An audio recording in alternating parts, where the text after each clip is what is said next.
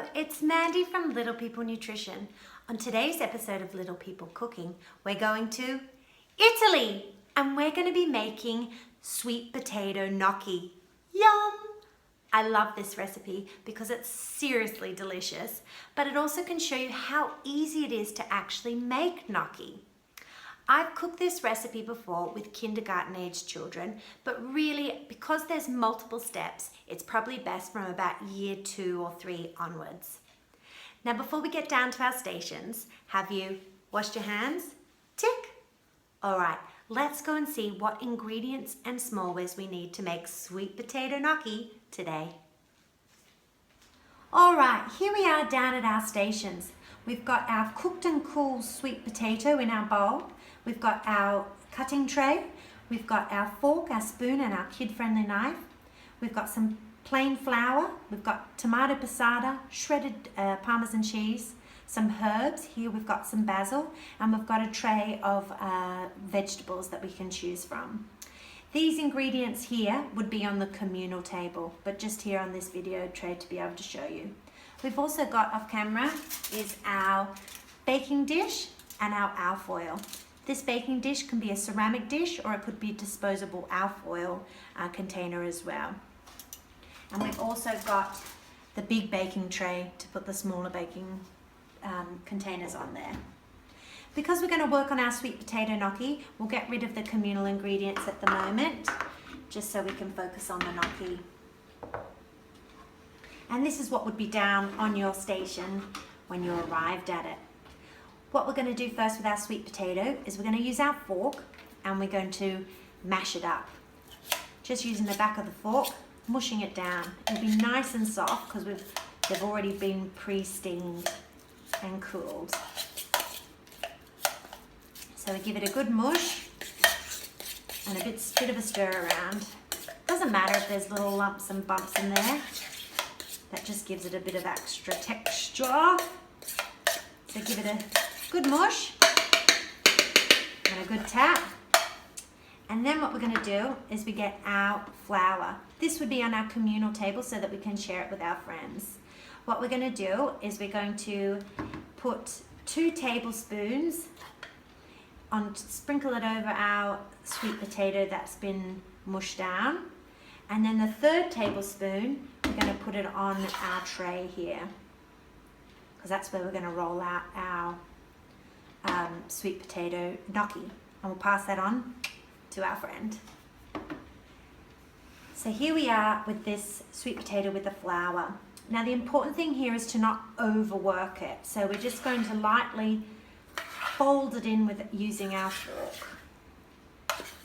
So slowly, and you'll feel even with your fork that it actually starts to lose its stickiness a bit. And then you pat it down to work the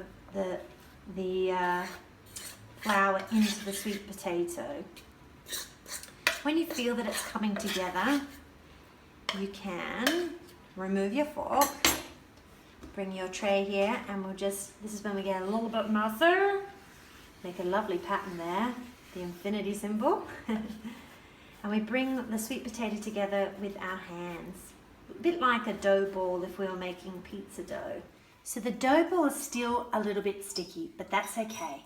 So I'm just going to separate it out into 2 little balls. I'm going to pat them there. And then what I'm going to do is I'm going to make them into little sausages. And you just keep patting a bit of flour there to help with the stickiness. Roll them out. There's no wrong or right way. There never is with cooking.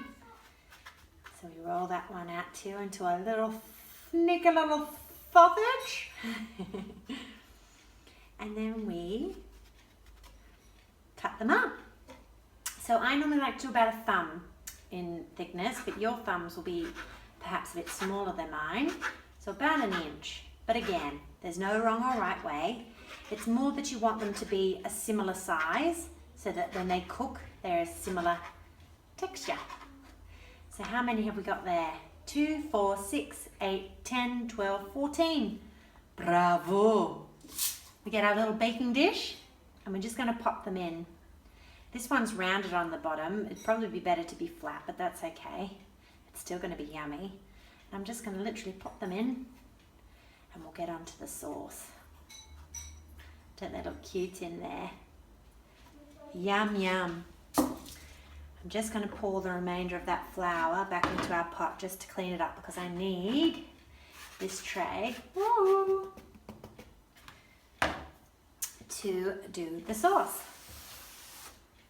So I'm just going to pop it over and then I'm going to bring the communal ingredients back into view so you can see them. All right, well, I still need the potato gnocchi. So I've got an array of different vegetables. You just choose which ones that you've got. So I'm going to take a mushy, a capsicum and some zucchini. And we literally just chop them up. Don't worry if your hands are floury, that's not going to contaminate your sauce because realistically there's already flour in there. Just probably make it nice, a bit thicker. Cut them all up, you can do fine or chunky, whatever floats your boat. Got some mushy here as well, and just try and using veggies that are in season. So I'm literally going to pop that all around.